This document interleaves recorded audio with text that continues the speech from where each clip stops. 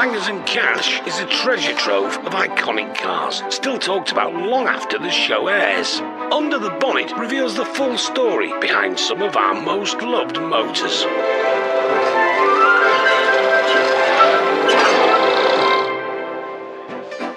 On any self-respecting restorer's wish list, there has to be a Mini.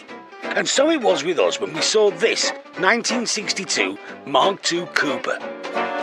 Looks to me like a real genuine little thing. 998 in my opinion, a decent buy. It's a Morris, not an Austin, which is good. A lovely car to buy and an interesting car to buy.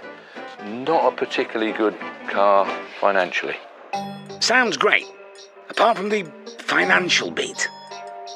Lot number 410, the 1969 Morris Mini Cooper. 14,000, says Andrew, but 14,003. Internet bid and 4. 14,4. 14,5. And 6. 14,006. We all done at 14,007.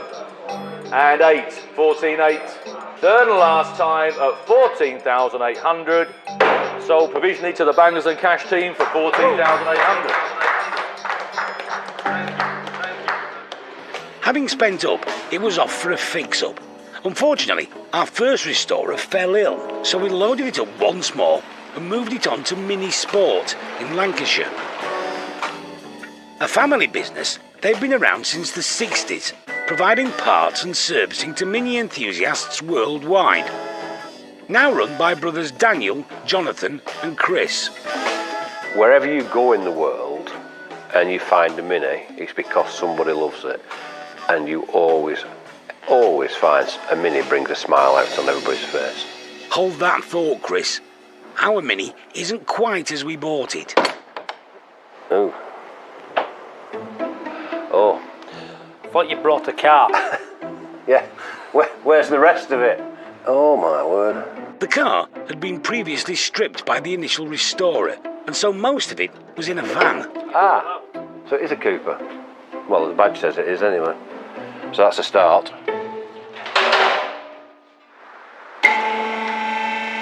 The thing is, they were only really designed to last a few years. Baz is Mini Sport's paint and bodywork man. It'll be his job to repair the shell. Well, it's a floor job, isn't it? Yeah. It's definitely a floor.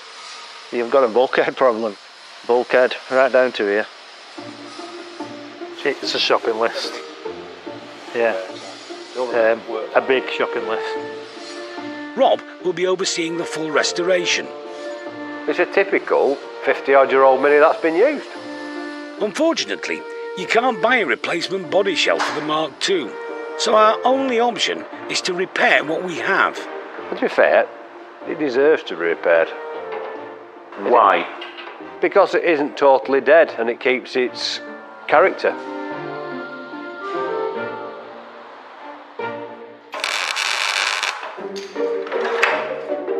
What are you doing today? I'm building a floor. For us, by any chance? Yeah. Is it safe to say that it might need it?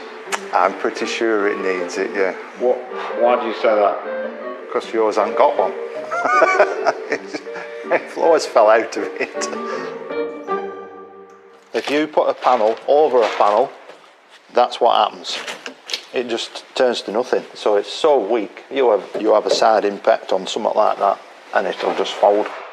During its life, our Mini has had repair on top of repair. But now there's no option other than to start again. Baz is constructing a new floor pan for a solid foundation to our restoration. Big grips on. So what's this that's going on, Baz? I'm just welding your sill on. You're just welding that? Just welding your sill on to your floor. That's all I'm doing. Just running a line of spot welds down here. And not be too long, another hour and I'll be somewhere near. So in another hour, this bit will look more like a car than that bit? Yeah, it'll look like you started your car. Our engine and gearbox were a bit of an unknown quantity. They now look like this. So when the engine came to us, the engine gearbox, we were a bit unsure on the history of it. We did a few checks. Cylinder head, which we've got here. Probably do a pressure test on it and just have a bit more of a deeper dive into that to see what's going on, make sure there's nothing cracked or any big issues there. A car of this age would have been running on originally 4-star petrol, leaded fuels you would, and when you go to modern unleaded fuels they run hotter, so the valve seats sink into the cylinder head, and that's possibly what's going on here, but we'll find out. Basically the oil pickup pipe, so that's where the oil's picked up from in the gearbox, and this is basically quite blocked up, as you can see, and therefore it wouldn't be getting full oil pressure. So because of that, we're going to basically rebore the block, new pistons, new camshaft, the crank will go for a regrind and a polish, and then everything will be all, you know, new and ready to go back together. And the transmission hasn't fared any better. The differential, what happens on a Mini is these little Bonnet gears in here, they get worn. And when they get worn, eventually they split, so this shaft in the middle wears. There's quite a bit of backlash in it, a bit of play in it, but not only have we got play in that, we've got a lot of play in these bearings here, as you can see. So again, it was only a matter of time before this was going to just expire and go banging probably quite a big way. Our 1960s hydroelastic suspension has seen better days too. That's basically a wet system set up. There's not a chance they're going back on. We can't recondition them, and we can't buy new ones. So we're converting it to dry suspension. Apprentice mechanic James is tasked with building them up. The plan today is to build it up completely. So we've got our radius arm, our hubs and our drums to go on. We're on dry suspension for this subframe, so it should be pretty straightforward. It should go on like a dream.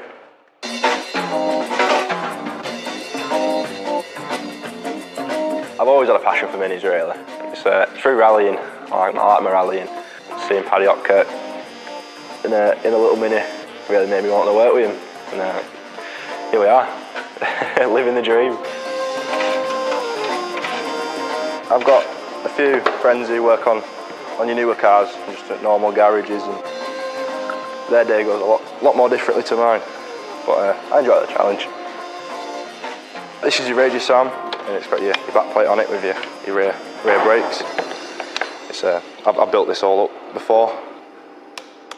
When I torque something up, I always put a bit of a paint pen mark on it, just so I know and everyone else who comes to the car knows that it has been torqued up. It's just a peace of mind kind of thing.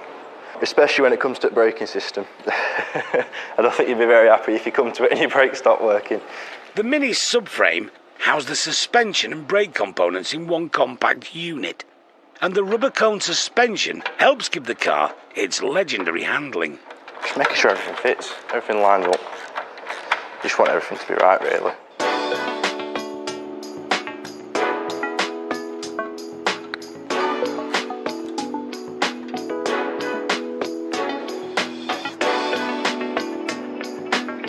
That's our radius arm in and tight. We're basically just at a stage where we need to connect all our hoses and handbrake cables, and we're about there then. That's your drum. That's what your shoes press against to stop the car. So I'm adjusting the brake shoes. Just looking for a bit of resistance. As I say, that's probably about what you're looking for. I'm happy with that, yeah. I'll just give it another spanners check and onto the front. Back in the body shop, Baz has successfully reunited the shell with his new floor, and has even managed to save the original bulkhead. The new bulkhead that we were going to put in didn't fit our jig. Holes are a different size, they're in a slightly different place. I couldn't use our jig to fit it. Originally, when we had it on a ramp, it probably looked worse than what it is. Sort of further inspection, once I cut all your inner wings off, to be fair, it's in fairly good order, and it keeps a lot of original parts. It keeps your top dash rail and your lower dash rail intact.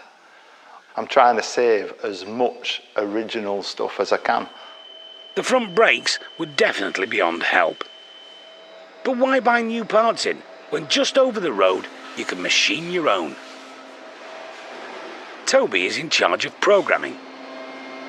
I'm manufacturing some brake calipers at the moment, which will be the brake calipers that are going on your Mini.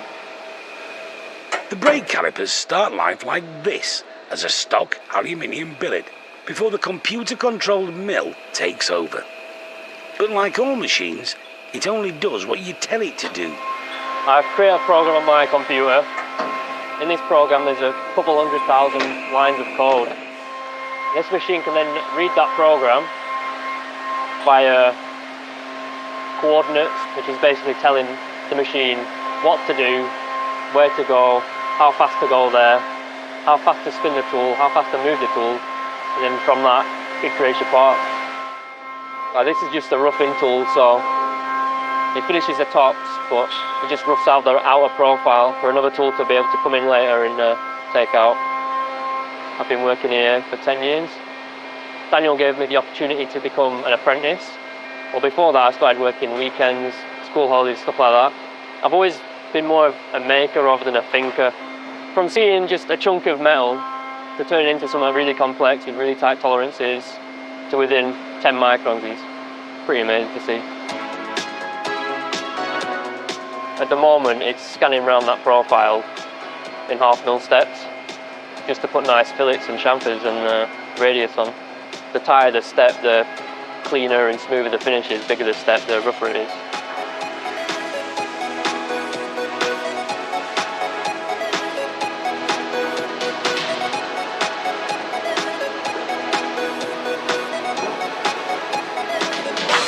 So these are a finished set of 7.5 brake calipers.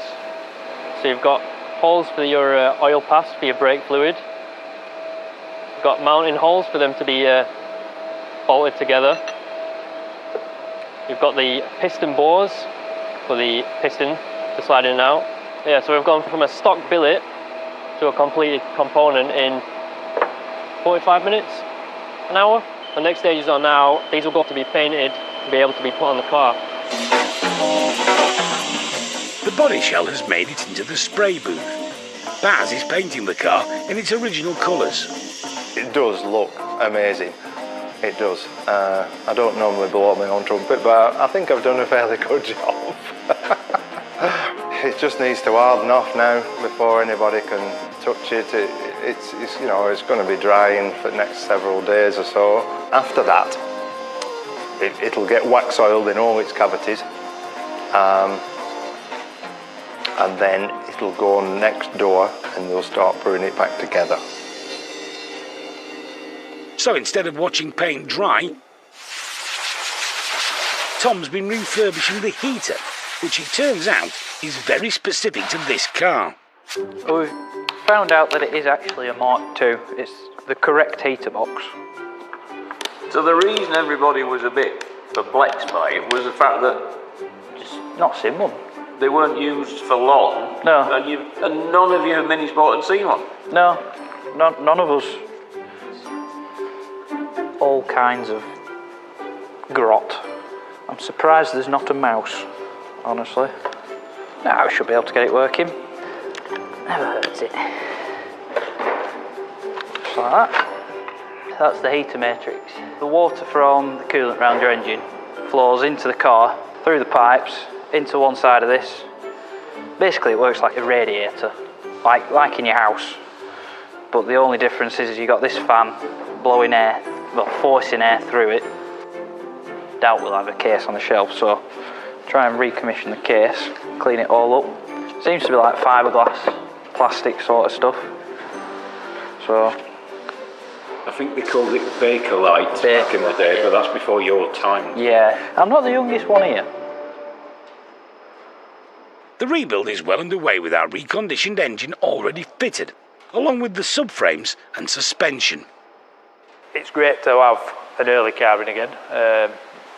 If you look back at when it came to us, if we could have bought a new shell, we probably would have done, really, at that point, because the cost of doing it's probably outweighed the price of a new shell if a new shell was available. We're still finding odd bits now. Where's that? We haven't got that. you know, because we knew that was always going to be a challenge when it came to us as a band full of parts, really.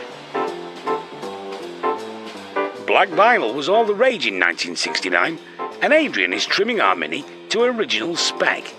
Meanwhile, Rob is fitting his first headlining. Just get your hand. You're doing a great job of making it look difficult, Rob. I'm the apprentice here on this occasion. Go on, that's it. I'm in. That's in there. You in? It's come together quite well when you look at it, and it's going to make a nice car when it's finished.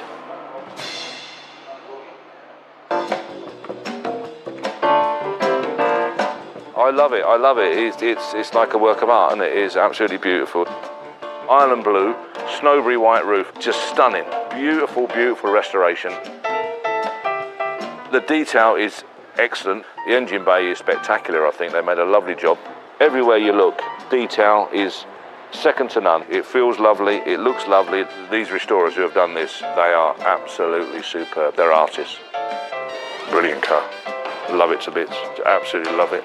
If I was a fortnight younger, I'd be bidding on it. Lot number 468, which is the 1969 Morris Mini Cooper.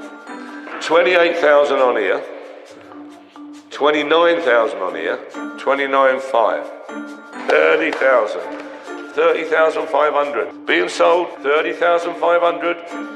Sold, 30,500. There you go. He got a bargain there, hasn't he? Gavin Kent from Suffolk is a lifelong Mini fan. It feels like I'm 17 again and I'm in the first car. So it's 35 years since I've sat in a classic Mini. It's just something that I've always wanted for the past like 5-6 years. I always wanted a Mini again. Hands off the car. Just got to convince the kids now. Can you see yourself going to school in that, Reuben? No. No? I don't like old cars because I feel like they're going to break down. This one won't break down, Darcy. It's brand new. The detail in there, Reuben, is unbelievable. Look. Oh my goodness. Absolutely love it. It's better than I thought. Even when I was younger, you know, I never had the money back then to own and drive a Cooper. It's been 55 years coming, yeah, and I'm one happy man now.